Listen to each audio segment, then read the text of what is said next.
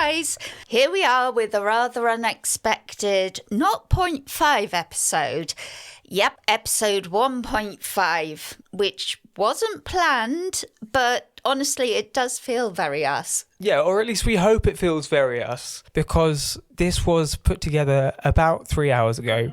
And that's because this podcast, or this whole movement really, it came bursting into the world with so much excitement that our slightly neurospicy brains let one quite important detail slip away. Okay, maybe my neurospicy brain. I will take the fault, but now I have a framework, a structure. We have bullet points to be able to direct us.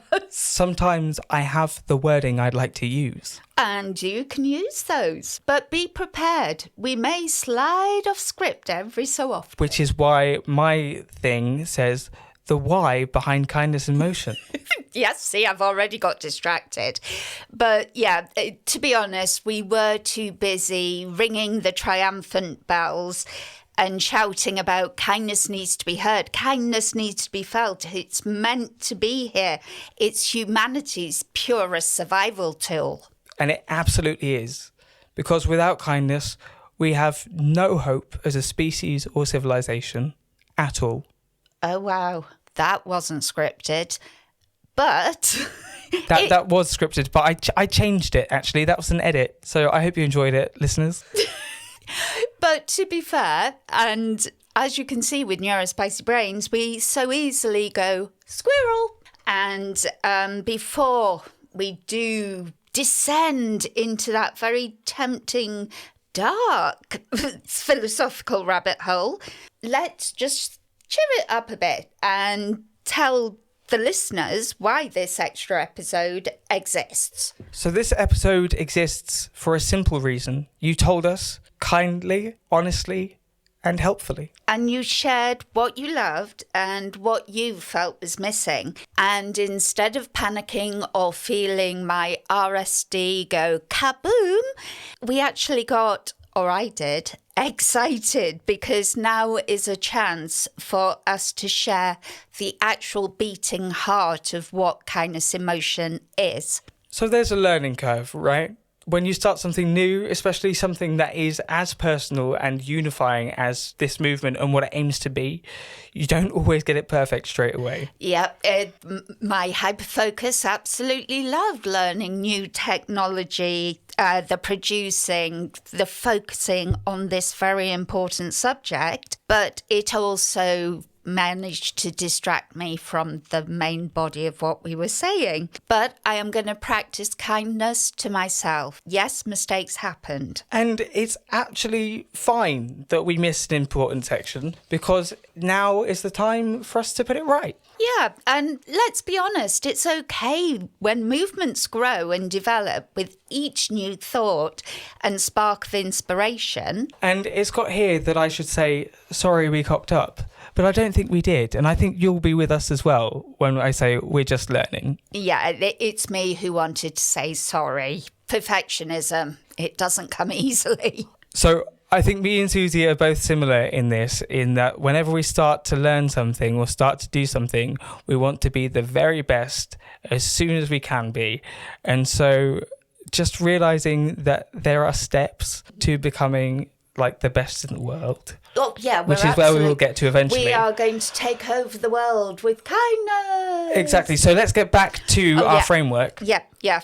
Bullet points. Oops. So let's have a look at this and just quickly paraphrase why kindness in motion does exist.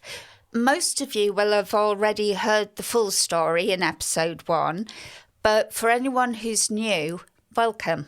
So kindness in motion was born from lived experiences. Suzy's, mine, our guests, and the communities that we're part of online. And I learned early that kindness wasn't just a soft extra. It is a survival tool. It's a grounding force. It's a way of moving and sharing the world with dignity, connection, and peace. And the simple truth is this: kindness is for everyone. So before the podcast, before the guests, before the movement even had a name, I had a feeling, a sense that something was missing. And I recognise that as kindness. And kindness needs a good home. And it should be a place where differences aren't just tolerated, but they're celebrated.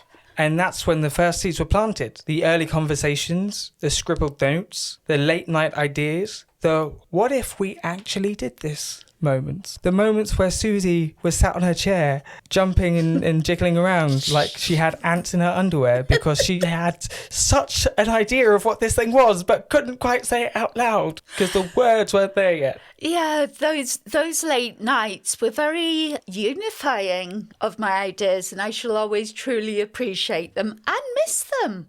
It's time we did that again. But yeah, okay, so back on track. And then obviously from those late night discussions, from my chats with my friends on TikTok, Facebook and Instagram, you know, the whole shebang, the website was born. It was the first real tangible shape of kindness in motion. It was a space for me to gather the ideas, the language, the imagery, the movement's actual heartbeat. It was the first time kindness stepped out of my head and into the big bad world.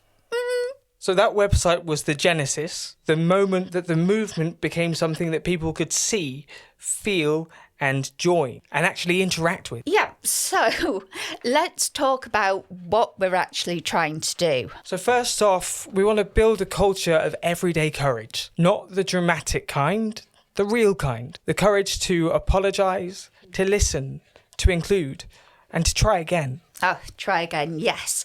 And secondly, make inclusion feel natural, not performative, not forced, not a checklist of things you need to do, but just a way of being. Third, we want to celebrate difference, especially the kinds of difference that have been misunderstood or pathologised. And fourth, and this one is very close to my heart, I will confess, is challenge the quiet normalisation of unkindness in schools, workplaces, online spaces, anywhere where people are left to feel small. We want to amplify real story, from head teachers fighting bullying to parents navigating digital harm. And we want to offer practical kindness, the real tools, the real language, the real strategies. We want to build a community that feels like a soft landing after a hard day. That's so good. And we want conversations that ripple outward into homes, classrooms, friendships and communities. So that's what we should have said at the beginning. And what we're saying now, thanks to your feedback. Kindness in Motion is a movement built on courage, dignity, and the belief that kindness is not a luxury, it's a force.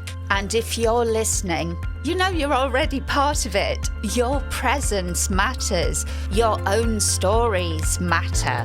And your kindness, even on the days when it feels tiny and restricted, it is in motion. So thank you for listening, for being where you are with us in your ears and helping us shape this. And let's please keep growing this together.